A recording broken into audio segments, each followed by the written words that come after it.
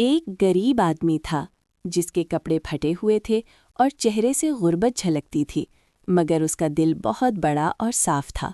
وہ جہاں بھی جاتا لوگوں کی مدد کرنے کی کوشش کرتا، کسی کا بوجھ اٹھا دیتا، کسی کو سہارا دے دیتا اور کسی بھوکے کو اپنا تھوڑا سا کھانا دے دیتا۔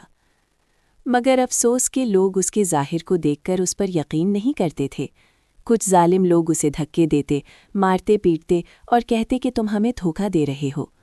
وہ خاموشی سے سب کچھ سہتا رہا، نہ شکایت کی نہ بد دعا دی، بس صبر سے اللہ پر بھروسہ کرتا رہا۔ وقت گزرا تو لوگوں پر حقیقت آشکار ہونے لگی۔ انہوں نے دیکھا کہ یہ غریب آدمی واقعی نیک دل ہے اور بغیر کسی لالچ کے سب کی مدد کرتا ہے۔ تب انہیں اپنی غلطی کا احساس ہوا۔ وہ شرمندہ ہوئے، ان کے دل بوجھل ہو گئے اور انہیں اپنی بدسلوکی پر بہت افسوس ہوا۔ آخرکار سب کو سمجھ آ گیا کہ انسان کی پہچان اس کے کپڑوں سے نہیں بلکہ اس کے کردار اور نیت سے ہوتی ہے۔